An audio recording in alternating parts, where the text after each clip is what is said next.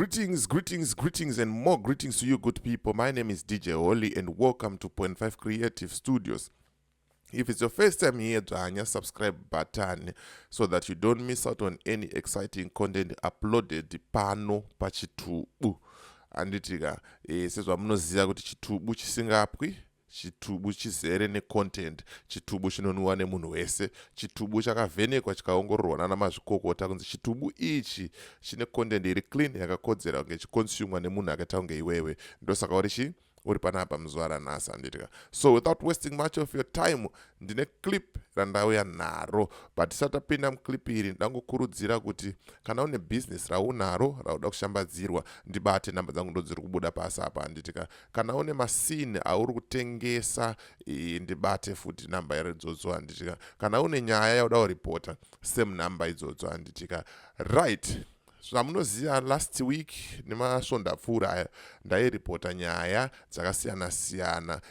Nyaya dzakanyanyoita stand out inyaya dzevanhu varikuda kuedza kubvisa hurumende nemhirizhonga.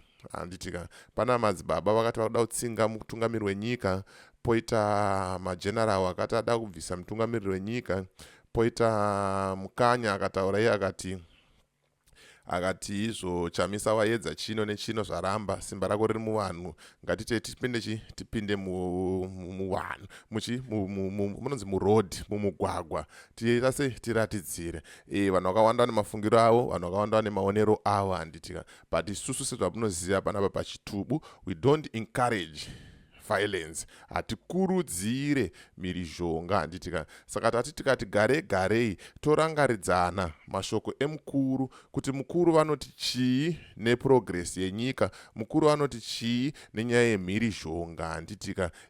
Toonesana because nenyaya yandaripota yevarakashi vari kukumbira kuti kubviswe opposition.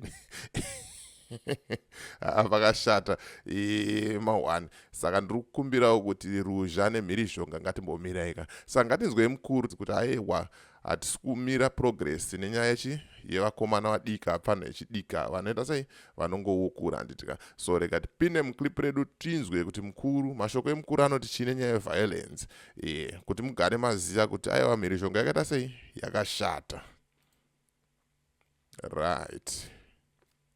Right, let's play it on it. We will not stop our development plans and programs because of the noise from some little boys. They will continue making that noise, but we shall continue to move on. But I want kuzomira kuvaka nyika. Pamusoro pamusana petro apana tudiki utu anditika. Vanoramba zvavachita ruzha, asi susu ticharamba tichita sei tichivaka nyika, ichita sei ichienda kumberi anditika. Ndo mashoko ari kubva kumukuru aya anditika. Anybody who may want to be nonsensical and bring chaos in this country, we are ready for any chaos, to deal with any chaos.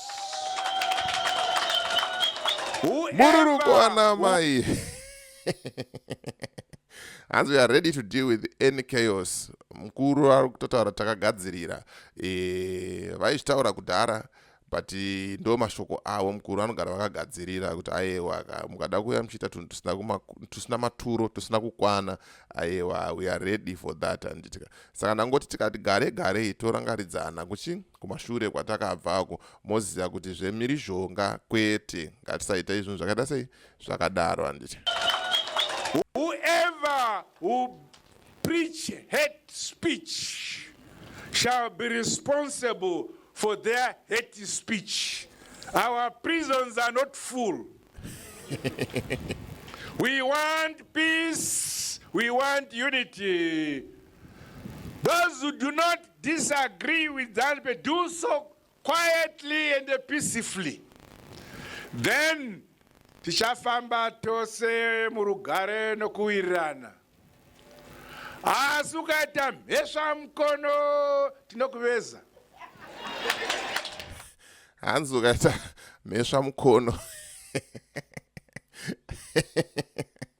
tinokuveza tichika aiwa pachitubu hatidi mhirishonga, pachitubu hatidi vanhu vanourayana, hatidi vanhu vanoita zvisina kukwana, tinokurudzira rudo, tinopromota kuti asei kudanana. Ndichika ndo zvandangoya nawo ndingokuyeuchidzai kuti aiwa munogona mamakanganwa mashoko aya akatimbotaurwa nemukuru aya, marangarirei futa. Ndichika nekuti mukadhibha mukada kuita mhirishonga tinokuveza. So as for me, DJ Oli, and the rest of the crew behind the scenes, it's bye for now.